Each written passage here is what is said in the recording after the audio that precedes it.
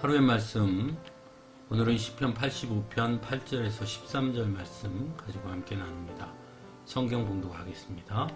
하나님께서 무엇을 말씀하시든지 내가 듣겠습니다. 주님께서 우리에게 평화를 약속하실 것입니다. 주님께서는 주님의 백성, 주님의 성도들이 망령된 대로 돌아가지 않는다면 진정으로 평화를 주실 것입니다. 참으로 주님의 구원은 주님을 경외하는 사람에게 가까이 있으니 주님의 영광이 우리 땅에 깃들 것입니다. 사랑과 진실이 만나고 정의는 평화와 서로 입을 맞춘다. 진실이 땅에서 돋아났고 정의는 하늘에서 구워본다. 주님께서 좋은 것을 내려주시니 우리의 땅은 열매를 맺는다.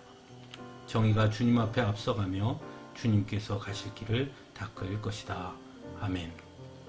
우리는 모두 사회라는 울타리 속에서 살아가게 됩니다.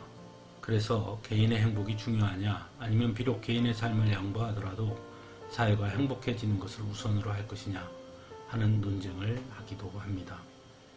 개인보다 사회를 너무 지나치게 강조하면 그것이 바로 집단주의나 국가주의, 민족주의가 되는 부작용을 낳게 되기도 합니다. 하지만 그렇다고 개인만을 강조하다 보면 사회를 무너지게 할 수도 있습니다. 그래서 개인과 사회를 대립적인 관계로 보기보다는 서로 보조를 맞추는 것이 중요하다고 할 것입니다. 오늘날 우리는 과연 어떠한가요? 어느 때보다 개인주의가 극심해지고 있습니다. 그래서 어떤 면에서 그동안 당연하게 여겨져 왔던 사회 규범이 무너지는 것 같은 경우를 보게 됩니다. 특히나 우리 사회는 오랫동안 개인보다 사회를 중요하게 여겨왔던 역사가 있기에 더더욱 극심한 개인주의에 대해 매우 염려하는 소리가 커지고 있는 것은 아닐까 싶기도 합니다. 그렇다면 신앙의 측면에서는 어떠할까요? 기독교에 대한 많은 오해 중에 하나는 기독교는 지나치게 개인만을 강조한다고 생각한다는 것입니다. 아마도 그것은 구원관 때문일 것입니다. 기독교는 분명 구원은 매우 개인적임을 말씀합니다. 즉 개개인이 하나님을 구주로 영접하지 아니하면 구원을 받을 수 없다고 말하지요.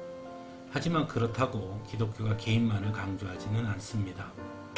우리가 잘 아는 것처럼 오히려 구약 성경은 개인보다 사회를 강조하는 것처럼 보이기까지 합니다.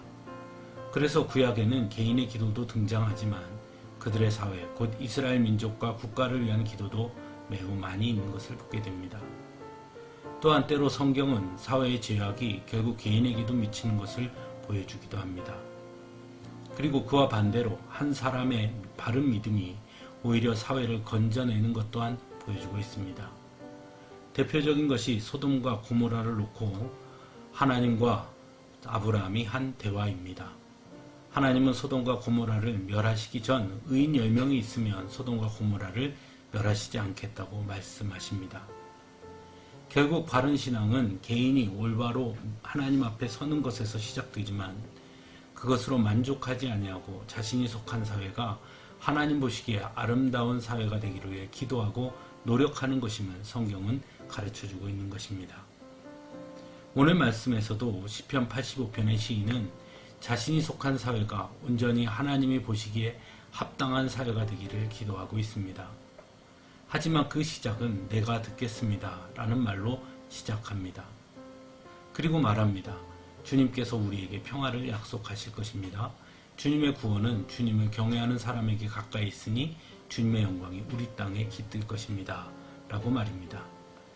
이처럼 하나님은 하나님의 뜻을 이루시기 위해 너무나 연약한 한 개인을 택하시지만 그 개인을 통해 그 사회를 변화시키기 원하신다는 것을 시인은 알고 있는 것입니다. 사랑하는 성도 여러분, 하나님께서 여러분을 택하시고 구원하신 것은 바로 여러분을 통해 우리의 사회를 변화시키기 위하심이라는 것을 알아야 합니다. 그래서 우리는 이 땅에 사랑과 진실이 만나고 정의는 평화와 서로 입을 맞추며 진실이 땅에서 돋아나고 정의는 하늘에서 굽어보기를 위해 기도해야 하는 것입니다. 그래서 정의가 주님 앞에 앞서가며 주님께서 가실 길을 닦는 그 사명을 바로 우리가 감당해야 하는 것입니다. 요즘 우리 사회는 여러 가지 사건, 사고들이 계속해서 일어나고 있습니다. 그로 인해 너무나 많은 개인들이 눈물을 흘리고 있고 고통받고 있습니다.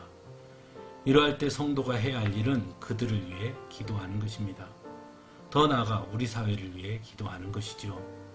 이 사회가 하나님의 정의와 평화와 진실이 가득한 사회가 되기를 간절히 기도해야 하는 것입니다.